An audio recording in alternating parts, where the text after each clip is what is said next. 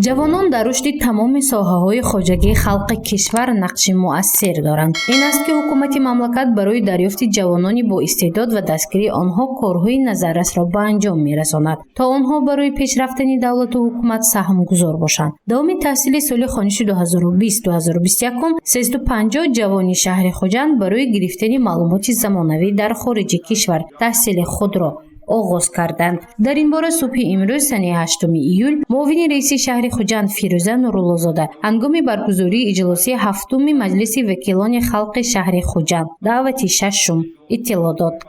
30 нафар ҷавонон аз ҷумла 11 нафар ҷавондухтарон дар вазифаҳои гуногун ҳамчунин хизматчии давлатӣ фаъолият намуда истоданд ки ин 49.5% хизматчиёни давлатиро ташкил медиҳад.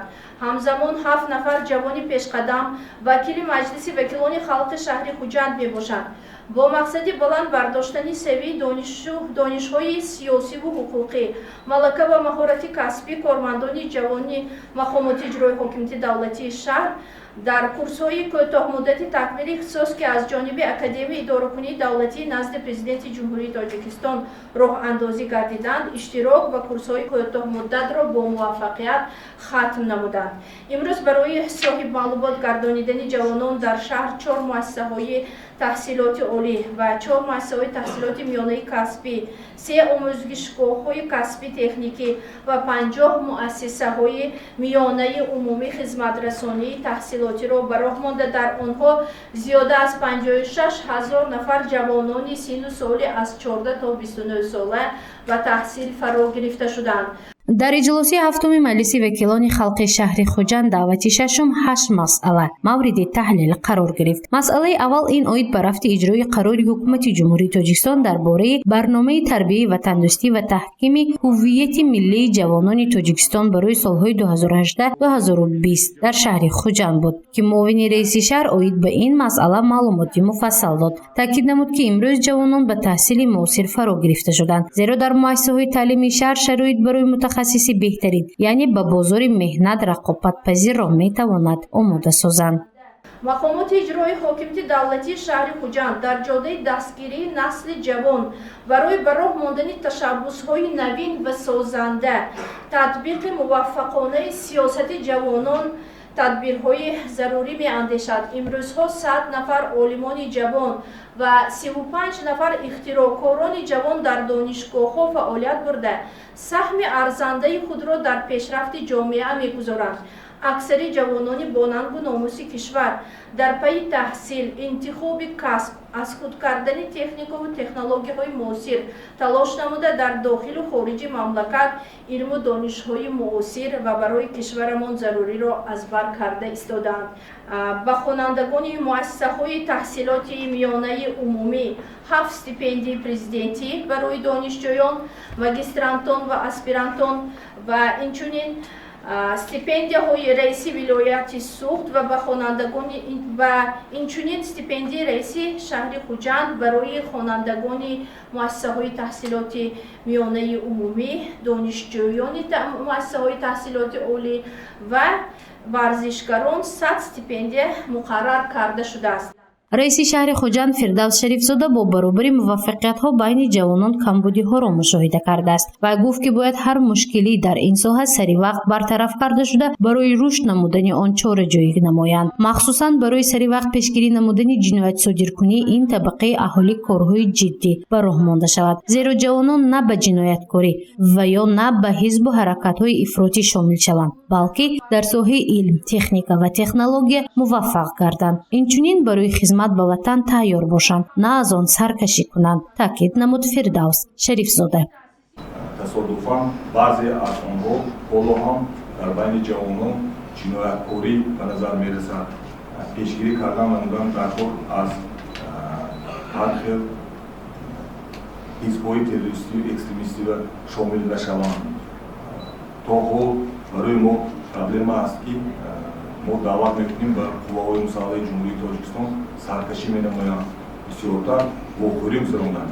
имрӯз аз тарафи роҳбари давлат, асосгузори сулҳу ваҳдати миллӣ, пешвои муаззини миллат, президенти ҷумҳурии Тоҷикистон ҷаноби олӣ муҳтарам Эмомалӣ Раҳмон, аз тарафи раиси вилояти суд муҳтарам Раҷабои Аҳмадзода аз тарафи мақомоти иҷроии ҳокими давлати шаҳри Хуҷанд тамоми шароитҳо барои ҷавонон муҳайё аст.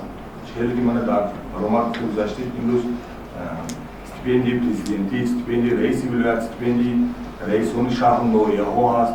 имрӯз аз тарафи роҳбари давлат квотаҳои президентӣ ба донишгоҳҳои ҷумҳурии Тоҷикистон, ба донишгоҳҳои хориҷи кишвар ҳаст. барои ҳамин фақат мо ҷавонон ки кор карда намудакор, корҳои фаҳмондагии бисёртар гузаронда намудакор ки ояндаи миллату давлат чиҳели ки ҳар яке мо шумо медонем ки ҷавонон мебошад. мо оянда кадрҳои беҳтарина тарбия карда намудакор ки мутақассисои беҳтарин аз ҷавонҳои мо шаванд. комиссияи доимӣ барои рушди соҳаи ҷавонон чанд тавсияҳоро ба вакилон пешниҳод намуд. аввал ин ба масъалаи таълими самаранокӣ ва таҷрибаомӯзии истеҳсолии донишҷӯён ба ҷойи кор таъмин намудани онҳо баъд аз хатм ва ҳамчунин тариқи рохат ба ҷойи кори таъмин шудани мутахассисони ҷавон эътибори махсус зоҳир бояд кард то ҷавонон дар соҳаи касбият муваффақ шаванд. ба ҷавонони мо ҳоло дар корҳои давлатию ҷамъиятӣ саҳми сазовор гузошта истодаанд. имрӯзҳо дар тамоми соҳаҳои иқтисоди миллии мамлакат инчунин дар сафҳои қувваҳои мусаллаҳ ҷавонони бо нангу номус содиқона хизмат ва кору фаъолият доранд.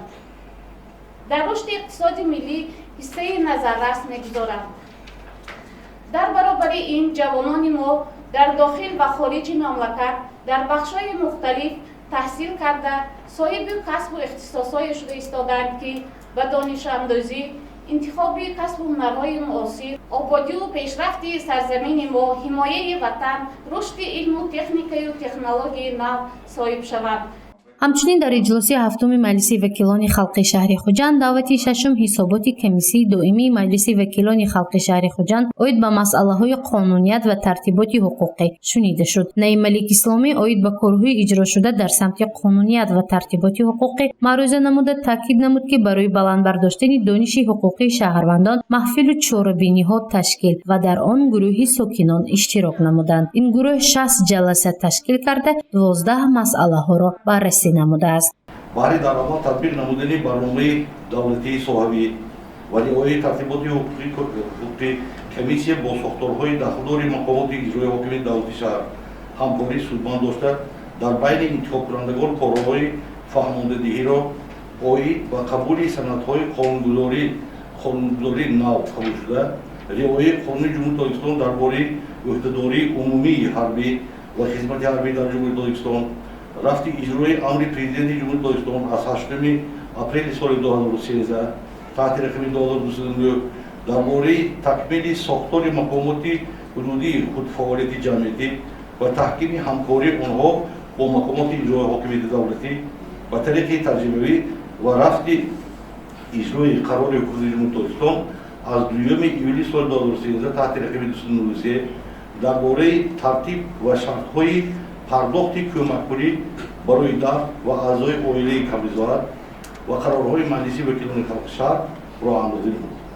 дар иҷлоси ҳафтуми Маҷлиси вакилони халқи шаҳри Хуҷанд даъвати шашум 8 масъала мавриди таҳлил ва баррасӣ қарор гирифт. бояд таъкид намуд ки рафти баргузории онро муовини раиси вилояти Суғ Зайнура Азимӣ назорат намуда барои пешрафти кори иҷлосия супориш ва дастурҳоро ба мутахассисон пешниҳод намуд. Зурши Мафнушкур ва Насим Раҳимов барои барномаи иттилоотии хабар.